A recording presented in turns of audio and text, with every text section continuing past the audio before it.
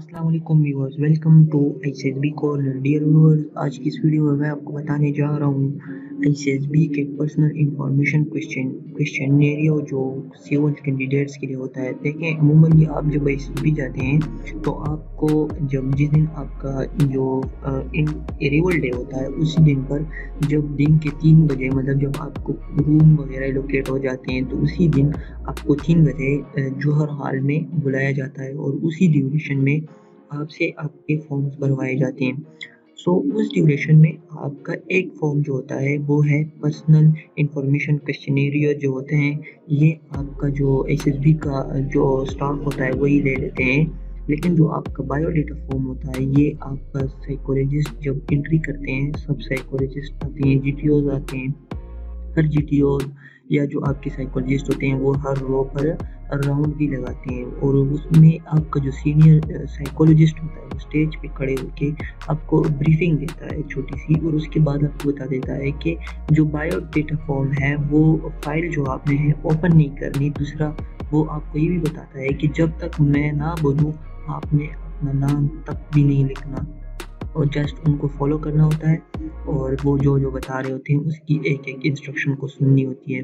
दूसरा, वो जो मेन चीज़ आपको फॉर्म फिलिंग में ये होता है कि आपको पहले प्रैक्टिस करनी चाहिए, आपको बायोडेटा फॉर्म फिल करनी चाहिए ताकि आप वहाँ पर और राइटिंग, कटिंग और शेडिंग ना करें। वो शेडिंग इस तरह होती है कि वो जो और राइटिंग या शेडिंग वो होती है वो फिर आपकी पर्सनैलिटी पे ये इम्पैक्ट छोड़ता है। जब आपका साइकोलॉजिस्ट डिप्टी के पास ही फॉर्म चला जाता है, वो देखता है कि शायद ये कुछ छुपाने की कोशिश कर रहा है।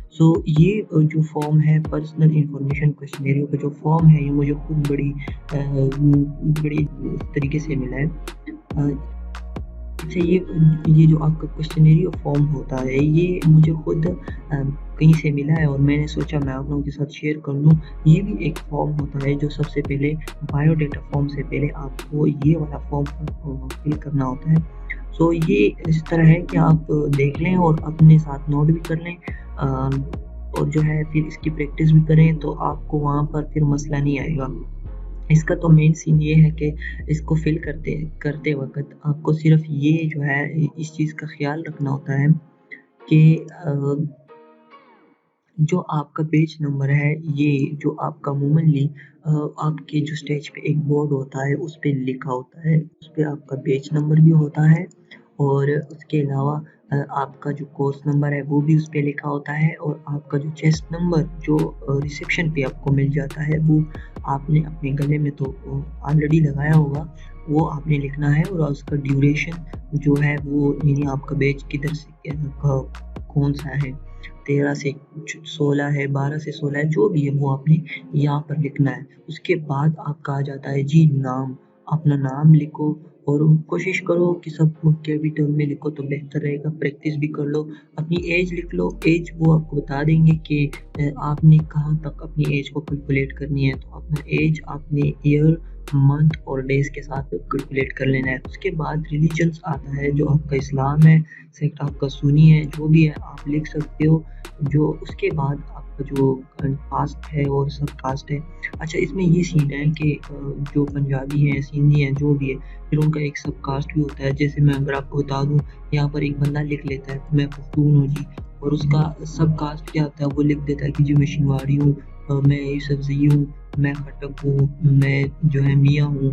तो मतलब ये अपनी कौम्स और इलाके का वो जो सब कास्ट है वो यहाँ पर वो मेंशन कर लेता है। उसके बाद आप मैरिड हैं, मैरिड तो कोर्स नहीं होता, लेकिन आप सिंगल पे लगा देंगे, सही है। उसके बाद आप मैरिड इफ डेट, जो ये तो हमारे साथ रिलेटेड ही नहीं है। जिस तरह इस फॉर्म में डैश NA और A लिखा हुआ है, आपने इसी तरह से वहाँ पर भी इस तरह कर लेना है। उसके बाद जो अर्बन रूरल ये हैं वो आपने अपने मुताबिक ही लगा देना है, अपने गाँव और विलेज के मुताबिक। डोमिसाइल आपका कहाँ का है, आप मतलब आप यहाँ पर लिख लें हैदराबाद, जो भी है एबटाबाद यहाँ पर लिख लें। अपना जो प्रेजेंट एड्रेस है जिस पे आपको लेटर मौसूल हुआ है वो यहाँ पर आप लिख लेंगे।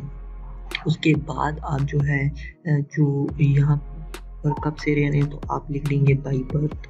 उसके बाद आपने परमानेंट एड्रेस जो है वो मे बी आप जो है वो किसी और जगह पे परमानेंट एड्रेस कहीं और है आपका और प्रेजेंट अलग है तो वो भी लिख लें। अगर सेम है तो नीचे भी वही लिखना है, लेकिन सेम एज अबाउ नहीं लिखना, कोशिश करें फुल लिखें। उसके बाद आपका आता है एजुकेशन में ये है कि जी अपने जो एजुकेशन इस तरह लगानी है कि जो आपने मैट्रिक किया हुआ है, मैट्रिक को छोड़ दें, ओ लेवल आपने नहीं किया, आप ओ लेवल पे लकीर खींचें।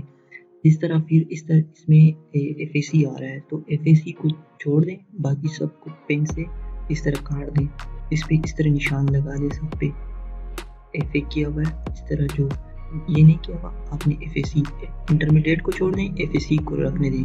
इस तरह मैट्रिक किया हुआ है तो ओ लेवल पे क्लिक कर लें और बाकी वो खुद ही सिलेक्ट हो जाएगा। अब ग्रेजुएशन किसी ने बीकॉम किया हुआ है, अब लेट सपोज किसी ने बीएस किया हुआ है, बीएस को छोड़ दें, इनको काट दें, सही है।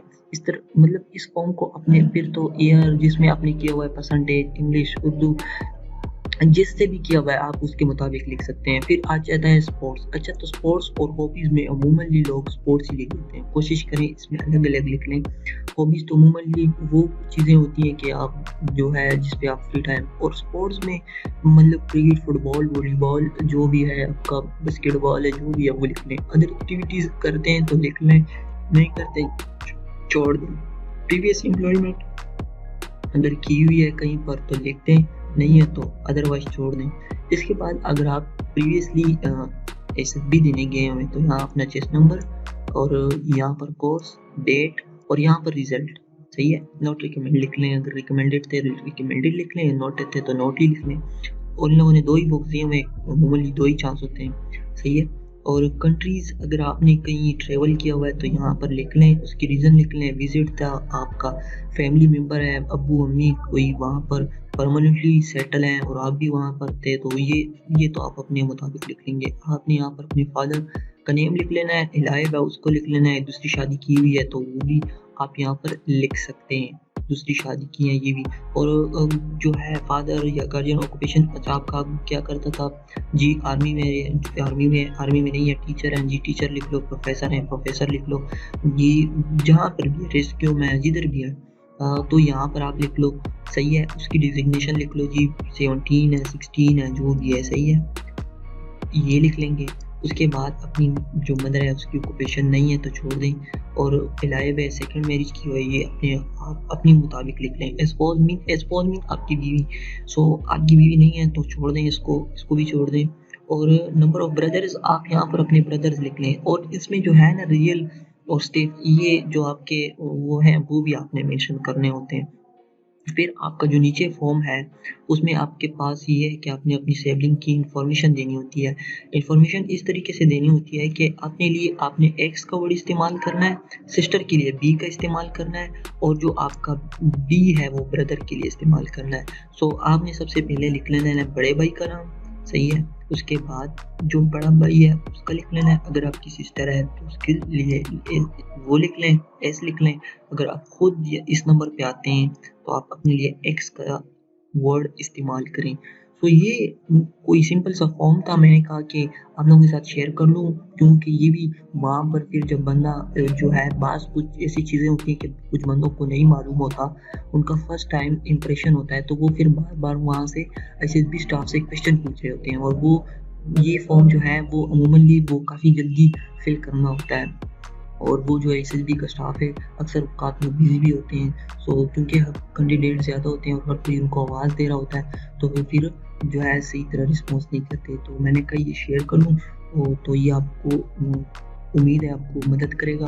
तो अगर कोई क्वेश्चन क्वेरी है तो आप मुझे कमेंट में मेंशन कर दें, इंशाल्लाह मैं उसका जवाब दूंगा। अस्सलाम वालेकुम।